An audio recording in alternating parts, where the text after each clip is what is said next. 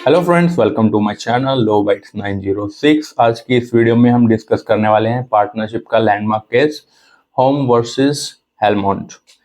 ये case based है relation of partners to the third party की एक जो पार्टनर्स होते हैं फर्म का उनका किस तरीके का रिलेशन होता है थर्ड पार्टी के साथ में। बेसिकली ये केस बेस है सेक्शन 19 के ऊपर, जो कि इम्प्लाइड अथॉरिटी ऑफ पार्टनर की बात करता है कि पार्टनर जो होता है वो एक एजेंट होता है फर्म का। इस केस के फैक्ट को एक बार देखते हैं। इसमें 3 पार्टनर्स होते हैं, थॉमस, दूसरा है विलियम हेनरी फिशर और थर्ड पार्टनर है जॉर्ज हेनरी स्मिथ। अब इनका बिजनेस क्या होता है? बेसिकली ये एक ऑक्शनियर होते हैं, नीलाम करता होते हैं, लोगों की प्रॉपर्टी को नीलाम करते हैं।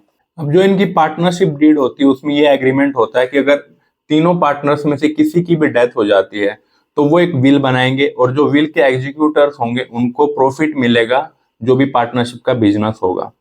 अब थॉमस की डेथ हो जाती है 1869 के अंदर और उनकी विल में कुछ पर्सन थे जो एग्जीक्यूटर होते हैं बाद में। अब ये पार्टनरशिप फर्म क्या करती है?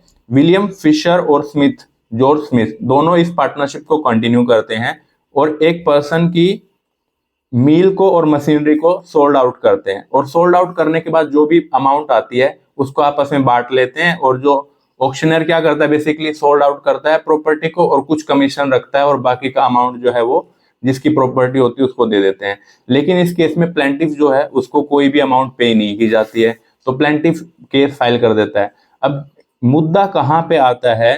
प्लेंटिफ, सपोज करो प्लेंटिफ अगर केस कर रहा है जो पार्टनरशिप फर्म के मेंबर्स हैं उनके अगेंस्ट में, तो बात समझ में आती है। लेकिन जो एग्जीक्यूटर है, जो थॉमस का एग्जीक्यूटर है, उसके खिलाफ भी प्लेंटिफ जो है वो केस फाइल कर देता है। तो इस केस में लीगल इशू क्या अराइज होता है? वेदर द डिफेंडेंट, डिफेंडेंट कौन है? एग्जीक्यूटर। एग्जीक्यूटर वो होता है जैसे आपने विल बनाई और जिसके नाम पे विल बनाई है जो बाद में उसको एग्जीक्यूट करेगा।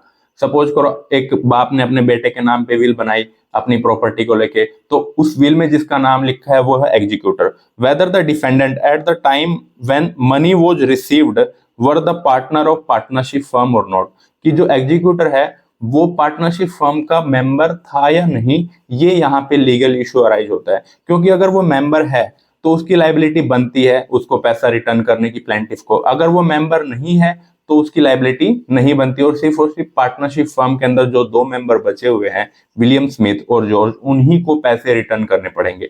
अब ये पूरा का पूरा मुद्दा जो है किस चीज के ऊपर टिका हुआ है? क्या जो एग्जीक्यूटर है उसके बीच में और पार्टनरशिप फर्म के बीच में इम्प्लाइडली या एक्सप्लिसिटली कोई भी ऐसा एग्रीमेंट हुआ है जिससे ये शो होता है कि वो उसका मेंबर है। प्रॉफिट तो शेयर कर रहा है वो पार्टनरशिप फर्म में, लेकिन क्या वो मेंबर है, ये भी हमें देखना होगा। अब कोर्ट की ऑब्जर्वेशन क्या है? देखो, सबसे पहला एक केस आया था ग्रीस वर्सेस स्मिथ का, जिसमें कोर्ट ने ये बोला था कि अगर कोई मेंबर पार्टनरशिप फर्म में सिर्फ प्रॉफिट भी अगर शेयर कर रहा है तो वो भी लाइबिलिटी के लिए बाध्य होगा, उसको भी लाइबल ठहराया जाएगा कि अगर आप प्रॉफिट ले रहे हो फर्म में तो आपको लॉसेस को भी बियर करना होगा। ये ग्रीस वर्सेस स्मिथ का केस में हेल्ड हुआ था। लेकिन इसको रिवर्ट कर दिया गया था कोक्स वर्सेस हिकमैन में, जिसकी ऊपर मैंने ऑलरेडी डिटेल में वीडियो बना रखी है जो आप मेरे प्लेलिस्ट में जाके देख सकते हो। कोक्स वर्सेस हिकमैन भी हमारे सिलेबस का पार्ट ही है।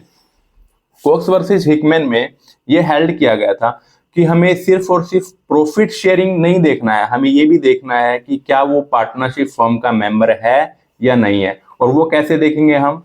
कि वो म्यूचुअल एजेंसी में है कि नहीं, वो एक दूसरे के एजेंट की तरह काम कर रहे हैं कि नहीं कर रहे हैं, ये सब भी देखना होगा। And court held that it is enough to say that whenever the plaintiff has failed to establish a contract of co-partnership, the action has failed and the decision has been that the defendant was not liable. Court ये कहता है कि जब भी plaintiff fail हो जाता है ये प्रूफ करने में कि उनके बीच में, डिफेंडेंट के बीच में और पार्टनरशिप फर्म के बीच में कोई ऐसा कॉन्ट्रैक्ट हो रखा है जिससे ये साबित होता है कि वो डिफेंडेंट जो है वो फर्म का पार्टनर है, तो फेवर में जाएगा डिसीजन प्लेंटिफ के।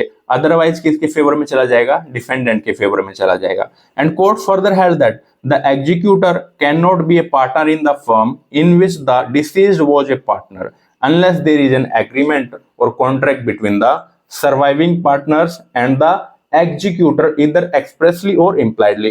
और कोर्ट ये कहता है एग्जीक्यूटर को हम तब तक, एक पार्टनर था जिसकी डेथ हो गई, उसकी विल में कोई एग्जीक्यूटर है, एग्जीक्यूटर तब तक पार्टनर नहीं होगा जब तक जो सर्वाइविंग मेंबर्स थे, जो बचे हुए मेंबर्स हैं पार्टनरशिप फर्म के और जो एग्जीक्यूटर है, उन दोनों के बीच में कोई एक्सप्लिसिटली या इम्प्लाइडली कोई पार्टनरशिप के रिगार्डिंग कि हाँ भाई हम आपके वो पार्टनर नहीं रहे, अब विल में आपका नाम है, आप हमारे साथ बिजनेस में एंगेज होना चाहते हो कि नहीं होना चाहते हो, इस रिगार्डिंग अगर कोई उनका कॉन्ट्रैक्ट नहीं है तो उसको एग्जीक्यूटर को पार्टनर नहीं माना जाएगा।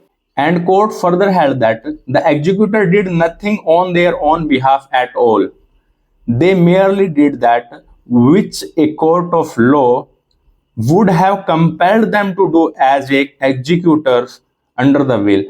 और कोर्ट ये भी कहता है कि एग्जीक्यूटर ने खुद कुछ किया ही नहीं है, सिर्फ उसके नाम पे विल थी, और अगर विल किसी के नाम पे है तो उसने सिर्फ वही किया है जो एक कोर्ट ऑफ लॉ उसको कंपेल करता, अगर नहीं वो करता तो ठीक है। तो उसने एक्टिवली कोई भी पार्टनरशिप में एंगेजमेंट नहीं किया है, इसलिए एग्जीक्यूटर जो है वो पार्टनरशिप का मेंबर नहीं है, और भले ही उसने प्रॉफिट में शेयर लिया था लेकिन फर्म को ही सारा का सारा लॉस जो है बियर करना पड़ेगा, उसको लायबल नहीं ठहराया जा सकता है। आई होप आपको ये वीडियो जरूर समझ में आई होगी, और इसकी पीडीएफ आप मेरे व्हाट्सएप नंबर पे मैसेज करके अवेल कर सकते हो। Thank you so much.